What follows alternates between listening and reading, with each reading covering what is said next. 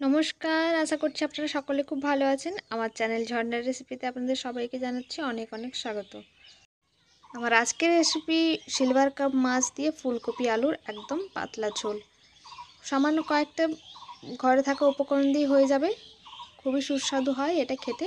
আর যেহেতু শীতের শেষ আর ফুলকপির সিজনও শেষ হতে যাচ্ছে, তো একবার তো এটা ট্রাই করতেই পারেন সবাই। আশা করছি অনেকেই ট্রাই করে নিয়েছেন, যারা এখনও করেননি অবশ্যই রেসিপিটা দেখে একবার ট্রাই করে নেবেন।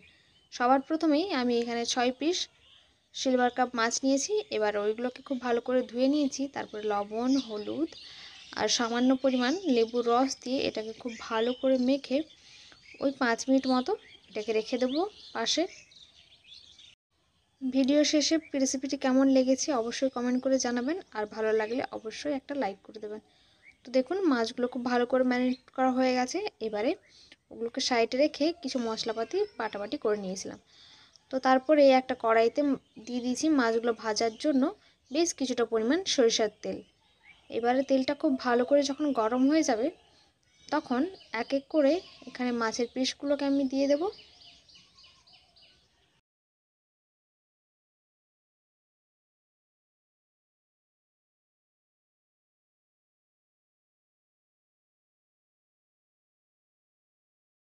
মাছগুলোকে এবারে খুব হাই ফ্লেমে রেখেই লাল লাল করে ভেজে নিয়েছি। এবার এগুলো হয়ে গেছে ভাজা, নামিয়ে নেব এক এক করে।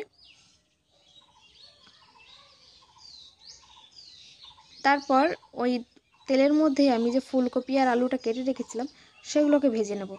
ফুলকপিটাকে আমি খুব বেশি বড় করিনি, এখানে মিডিয়াম সাইজ করে কেটেছি।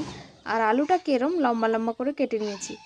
এবার সব কিছুকে খুব ভালো করে তেলের সাথে মিশিয়ে নেব।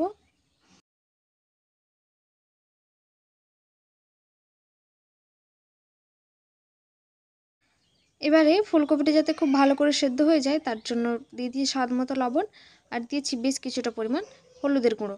এবার আর লবণ আর হলুদটাকে খুব ভালো করে ফুলকপি আলুর সাথে মিশে ফুলকপি আলুটাকে ভেজে নেব।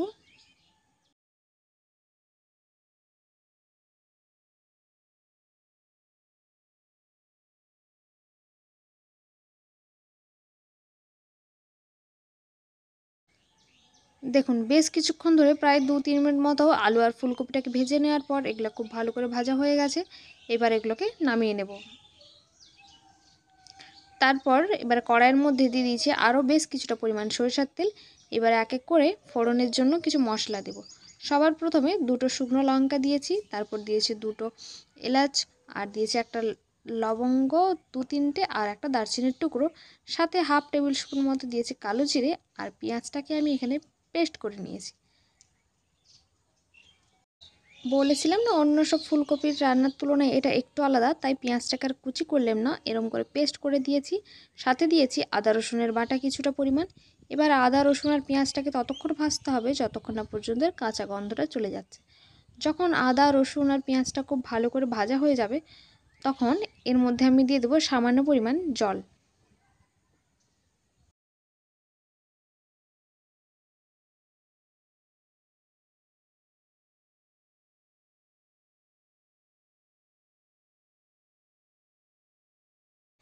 জল দেওয়ার পর যখন ঝোলটা সামান্য ফুটে উঠবে খুব ভালো করে, তখন আমি এর মধ্যে কিছু গুঁড়ো মশলা অ্যাড করব, যেগুলো সাধারণত রান্নার ক্ষেত্রে আমরা ব্যবহার করে থাকি।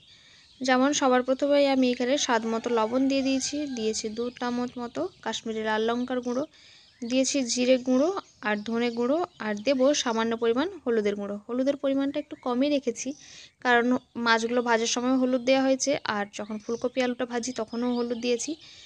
তাই এবারে সব কিছু গুঁড়ো মশলা দেওয়ার পর গ্যাসের ফ্লেমটাকে একবারে লোতে রেখে দেবো। তারপরে এখানে 2 চামচ মতো আমি টক দই দিয়ে দেবো। দইটা দেওয়ার সময় কিন্তু অবশ্যই গ্যাসের ফ্লেমটাকে লোতে রাখতে হবে, না হলে দইটা কেটে যেতে পারে। দেখুন দইটা দেওয়ার পর ওই 1 থেকে 1.5 মিনিট মতো খুব ভালো করে এটাকে কষতে দিয়েছিলাম।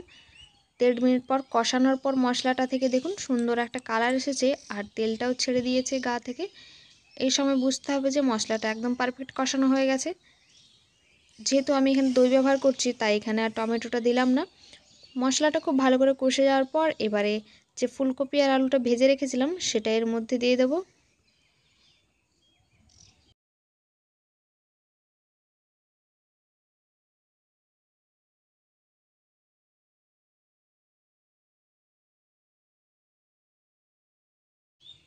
প্রায় 2 থেকে 3 মিনিট মশলার সাথে ফুলকপি আলুটাকে খুব ভালো করে কষিয়ে নেওয়ার পর এবার এর মধ্যে পরিমাণ মতো জল দিয়ে দেবো।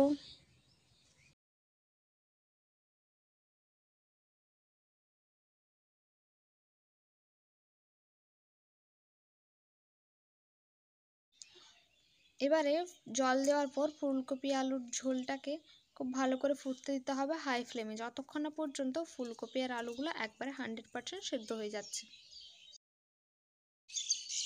যখন দেখবেন ফুলকপি আর আলুগুলো খুব সুন্দর সেদ্ধ হয়ে গেছে আর ঝোলটাও অনেকটা গাঢ় হয়ে এসেছে, এই পর্যায়ে এর মধ্যে আমি দিয়ে দেবো বেশ কিছুটা পরিমাণ গরম মশলার গুঁড়ো আর দেবো বেশ কিছুটা পরিমাণ ধনেপাতা কুচি, সাথে দেব 3-4টা মতো চেরা কাঁচা লঙ্কা। ছোট বাচ্চাদের জন্য বানালে ঝালের পরিমাণটা বুঝে শুনে দেবেন। এবারে সব কিছুকে খুব ভালো করে আবারও একবার মিশিয়ে নেব। সব কিছুকে খুব ভালো করে ঝোলের সাথে মিশিয়ে নেওয়ার পর এবারে ভেজে রাখা মাছগুলো ঝোলের মধ্যে দিয়ে দেবো আর গ্যাসের ফ্লেমটাকে একেবারে বন্ধ করে দেব। তারপর ঢাকনা দিয়ে 2 মিনিট এভাবেই ছেড়ে দেব। 2 মিনিট পর ঢাকনাটা খুলে দেখেছি, দেখুন ঝোলটা কতটা গাঢ় হয়ে গেছে। এবার এটাকে গরম গরম ভাতের সাথে পরিবেশন করুন, খেতে অসাধারণ হয়েছিল। তো কেমন লাগলো রেসিপিটি অবশ্যই কমেন্ট করে জানাবেন, ভালো লাগলে অবশ্যই একটা লাইক করে দেবেন। দেখা হবে পরে আরেকটি ভিডিওতে, ততক্ষণ পর্যন্ত সবাই ভালো থাকবেন, সুস্থ থাকবেন, সকলের খেয়াল রাখবেন।